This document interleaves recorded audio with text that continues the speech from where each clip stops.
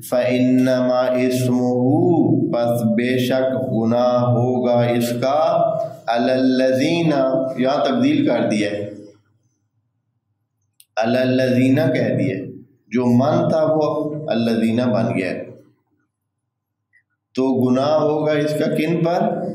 युबद्दिलूनहु, जो इसको तब्दील करते हैं।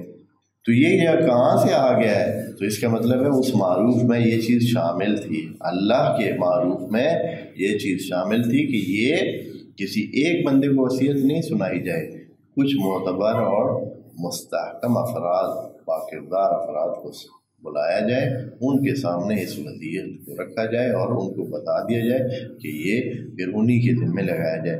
तो ये फिर कितने हो जाएंगे? कई हो जाएंगे। इसलिए युबद्दिलूनहु, कि जो इसको तब्दील करते हैं उन पर गुनाह होगा। युबद्दिलूनहु कितने बन जाएंगे? एक बंदा नहीं, सामया वाले जितने भी होंगे जो इसको समझ चुके हैं और वो राज़ी हो जाए तब्दीली पर। मतलब एक बंदा तब्दील करता है तो बाकी जो है वो क्या,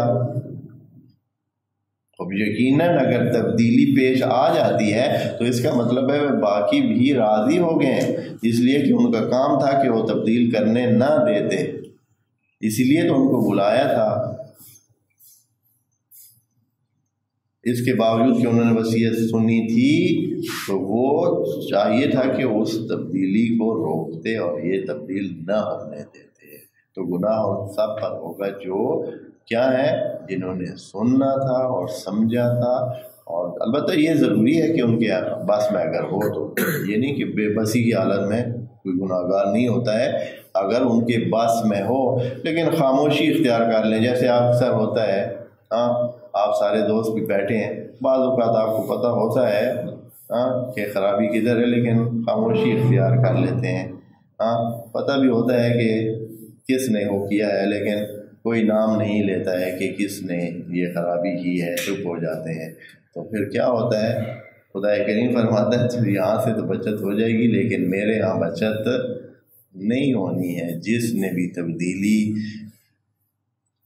की, यानी जो सुन चुका था, जो समझ चुका था और फिर भी उसने इस पर वो राज़ी हुआ, तो समझें वो तब्दीली का हिस्सा है और गुनाहगार है।